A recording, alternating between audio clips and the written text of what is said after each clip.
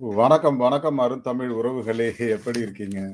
சசிகலா அவர்கள் வந்து வரும் 13ஆம் தேதி திருநெல்வேலிக்கு போறதா ஒரு செய்தி இருக்கிறது. திருநெல்வேலி சட்டமன்ற தொகுதி மற்றும் பாளையங்கோட்டை, நாங்குநேரி உள்பட ஒரு 5 தொகுதிகள், ராதாபுரம் சட்டமன்ற தொகுதி உள்பட 5 தொகுதிகளுக்கு போறாங்க. அவங்க என்ன பண்ண போறாங்க அப்படிங்கிறது பத்தி தான் நம்ம பேச போறோம். அதுக்கு முன்னாடி உங்களுடைய கருத்துக்கள் வரவேற்கப்படுகின்றன. அதேபோல நம்ம சேனல லைக் பண்ணுங்க, சப்போர்ட் பண்ணுங்க, சப்ஸ்கிரைப் பண்ணுங்க. உங்க நண்பர்களுக்கும் மறக்காம ஷேர் பண்ணுங்க. சசிகலா அவர்கள் தென்காசி மாவட்டத்துக்கு போயிருந்தாங்க. தென்காசியில அது ஒரு 4, 5 கடையநல்லூர் ஒரு 4, 5 தொகுதிக்கு போனாங்கன்னு நெனைக்கிறேன். ஒரு பெரிய ரெஸ்பான்ஸ் இருந்ததா அப்படின்னு கேட்டா, ஓரளவுக்கு இருந்தது அப்படின்னு தான் சொல்றாங்க. ஒரு சில இடங்கள்ல கூட்டம் நல்லா இருந்தது. அவங்க நைட் 10 மணிக்கு போய் கொடி ஏத்துனாங்க ஒரு இடத்துல. அங்கெல்லாம் சரியா கூட்டம் இல்ல அப்படின்லாம் சொல்லப்பட்டது. ஆனால் அதையெல்லாம் மீறி அவங்க வந்து ரொம்ப சூப்பரா வந்து பண்ணிட்டு இருக்காங்க அப்படிங்கிறது தான். திருநெல்வேலிக்கு போறாங்க அப்படின்னா, உடனே நெறைய பேருக்கு இது என்னப்பா இது அப்படிங்கிற மாரி ஒரு எண்ணம் வந்திருக்கும். திருநெல்வேலி ஆ மிக குறைவாக அதாவது 3வது இடத்துல இருந்தாங்க வோட்டிங்ல இல்லையா? அதனால ஒரு பெரிய மாற்றம் எதுவும் இருக்காது. ஆனா எனக்கு என்ன என்ன பொறுத்தவரைக்கும் சசிகலா அவர்கள் வந்து என்ன செய்ய போறாங்க அப்படிங்கிறது அவங்களுக்கு தான் தெரியும். ஏன்னா, இப்ப நான் வந்து சூப்பரா பண்ணிட்டேன். 90% வந்து இணைப்பு வேலையெல்லாம் முடிஞ்சிருச்சு அப்படின்லாம் சொன்னாங்க. பட் திவாகரன் தான் வந்து அந்த இணைப்பு வேலைய பார்த்துட்டு இருக்காரு அப்படின்னு சொல்லி சொன்னாங்க. பட் அதுவே ஒரு தவறான அணுகுமுறை தான் என்ன கேட்டீங்கன்னா. அதாவது அ தன்னுடைய குடும்பத்தை இன்னமும் அவங்க வந்து நம்பிட்டு இருக்காங்க அப்படிங்கிறது வந்து சரியான ஒரு மெத்தட் கிடையாது அப்படிங்கிறத நம்ம கூட சொல்லியிருந்தோம். அ தனிப்பட்ட முறையில சசிகலா அவர்கள் கடுமையாக உழைத்திருக்கிறார் அதிமுகவுக்கு. நான் பல இடங்கள்ல பதிவு பண்ணியிருக்கேன். ஆனால் இப்ப இருக்கிற ஃபேக்டர்ல வந்து சில விஷயங்கள நம்ம யோசிச்சு பார்த்தோம் அப்படின்னா, ஒரே ஒரு ஒரு ஒரு சின்ன இது மட்டும் இருக்கு. என்ன அப்படின்னா, 33 ஆண்டு காலம் சசிகலா அவர்கள் வந்து ஜெயலலிதாவோட இருந்திருக்காங்க. பட் அது நெறைய விஷயங்கள பண்ணியிருக்காங்க. பண்ணாம அவங்க வந்து அவங்களோட வீட்டு வேலைக்காரி அப்படின்னு சொல்றதெல்லாம் வந்து சரியான முறை கிடையாது. ஏன்னா, அவங்க மிகப்பெரிய ஒரு உதவியை சசிகலா வந்து ஜெயலலிதாவுக்கு பின்புலமாக இருந்திருக்கிறார்.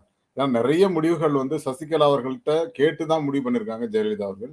அதேபோல 2 பேரும் டிஸ்கஸ் பண்ணி தான் பண்ணியிருக்காங்க. அ ஒரு சில விஷயங்கள் ஜெயலலிதா அவர்கள் நேரடியாக அமைச்சர்களோடவோ அல்லது எம்.எல்.ஏக்களோடவோ பேசியதே கிடையாது. முக்கால்வாசியில 90% இவங்க தான் பண்ணியிருக்காங்க.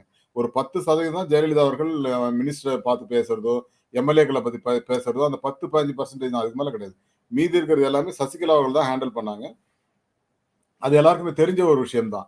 நான் அடிக்கடி சொல்லுவேன். அதாவது சசிகலா அவருடைய பங்கு அப்படிங்கிறது அபரிமிதமானது அப்படிங்கிறது. I am not a Sasikala supporter. But இங்க இருக்கிற ஃபேக்ட்ட சொல்றேன் நான்.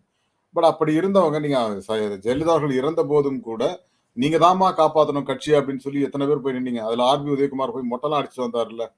ஆனா இன்னைக்கு என்ன சொல்றாரு? "அவங்க என்ன கிழிச்சாங்க முக்குளத்தோருக்கு?" அப்படின்லாம் ஒரு கேள்விய கேட்கிறாங்க. பட் நான் என்ன சொல்றேன், அவங்க முக்குளத்தோருக்கு செஞ்சாங்களா இல்லையாங்கிறது வந்து, நீங்க எப்படி எம்.எல்.ஏ ஆனீங்க அப்படிங்கிறத வச்சே நீங்க பேசிக்கலாம் இல்லையா?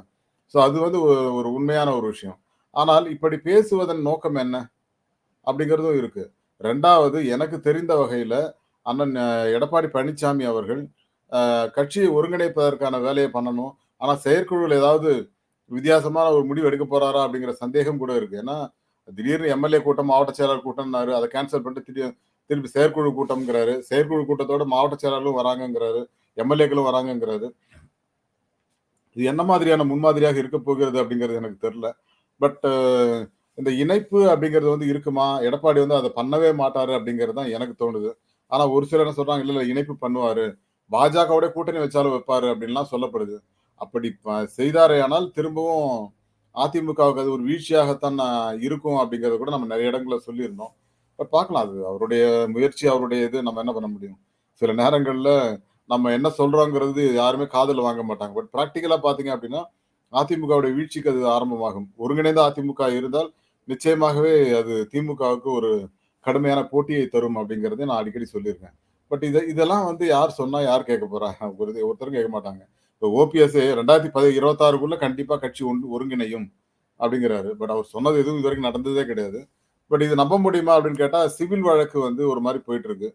3 வாரத்துல அந்த சிவில் வழக்கு திரும்ப வருது. பட் அது சீக்கிரம் முடிக்கிறதுக்காக பிளான் பண்றதா தெரியுது. அ இதுவரைக்கும் அப்படி இல்ல. ஏன்னா இப்ப கொஞ்சம் ஃபாஸ்ட்டா பண்ற மாரி தெரியுது. அதேபோல சசிகலா அவர்களை பொறுத்தவரைக்கும் நான் எப்படியாவது கட்சிக்குள்ள வந்துருவேன். அப்படிங்கிற ஒரு எண்ணத்துல இல்லங்க. கட்சி ஜெயிக்கணும் அப்படின்னா, நீங்க வந்து கட்சிக்குள்ள வரணும். கட்சிக்குள்ள ஒரு நிபந்தனையற்ற ஒரு இதுல வரணும். ஆனா அப்படி வந்தாலும் அவங்க வந்து தொல்ல பண்ணுவாங்க அப்படின்னு ஒரு எடப்பாடி வந்து நெனைக்கிறாரு. அதனால தான் உங்கள சேர்க்க மாட்டேன் அப்படின்னு சொல்லி சொல்றாரு. பட் என்ன பொறுத்தவரைக்கும் சசிகலா அவர்களை பொறுத்தவரைக்கும் சில விஷயங்கள அவங்க அட்ஜஸ்ட் பண்ணி போனா தான் நல்லாருக்கும். அவங்களுக்கு அவைத்தலைவர் கூட குடுக்கலாம். கடைசி வரைக்கும் அவைத்தலைவரா இருங்க நீங்க இருக்கிற வரைக்கும். அப்படின்னு சொல்லி பண்ணலாம். பட் அவங்க வந்தா உள்ள வந்தா அவங்க ஃபேமிலி வரும். எல்லாருமே இன்வால்வ் ஆவாங்க. அதனால கட்சியோட நலன் கெடும் அப்படின்னு நெனைக்கிறாங்க. ஒருவேள கட்சியில நம்ம திருப்பி பதவிக்கு வந்தோம் அப்படின்னா, எங்களுக்கு இவ்வளோ பெர்சன்டேஜ் குடுங்க அப்படின்னு கண்ட்ரோல் பண்ணுவாங்க. ஏன்னா, இந்த கொடநாடு இஷ்யூ ரிலேட்டடா பார்த்தீங்கன்னா, அது அந்த மாரி விஷயங்கள் தான். அது கண்ட்ரோல்ல இருக்கிற வரைக்கும் இவங்க என்ன பண்ணாங்க, சசிகலா மீது நம்பிக்கை வச்சு நீங்க தான் சிஎம் ஆகணும்லாம் சொன்னாங்க. பட் கொடநாடு இஷ்யூக்கு அப்புறம் என்னாச்சு? எல்லாமே தலைகீழ மாறி இப்ப எடப்பாடி கிட்ட போயிட்டாங்க எல்லாரும். ஸோ, அதுல ஏதோ ஒரு மர்மம் இருக்கிறது அப்படிங்கிறதையும் பார்க்க முடியுது. பார்க்கலாம். இது எல்லாத்துக்கும் ஒரு பதில் கிடைக்கும்னு நெனைக்கிறேன். செயற்குழு கூட்டத்துக்கு அப்புறம். பொறுத்திருந்து பார்ப்போம். என்ன பொறுத்தவரைக்கும் எடப்பாடி பழனிசாமி அவர்கள் ஒருங்கிணைந்த அதிமுகவுக்கு முயற்சி பண்ண மாட்டாரு. அதேபோல பாஜக கூட்டணிக்கு போக மாட்டாரு அப்படின்னு தான் எனக்கு தோணுது. ஏன்னா போனா அவங்க கேட்கிற தொகுதிகள் குடுக்கறது கஷ்டம். ஸோ அதெல்லாம் இருக்கு. பொறுத்திருந்து பார்க்கலாம் என்ன செய்றாங்க அப்படின்ட்டு. ஸோ மீண்டும் ஒரு நல்ல தலைப்போடு சந்திக்கலாம். Thank you all and bye to everyone. ஆதரவு அளிக்கின்ற அனைத்து நல்லுள்ளங்களுக்கும் நன்றி.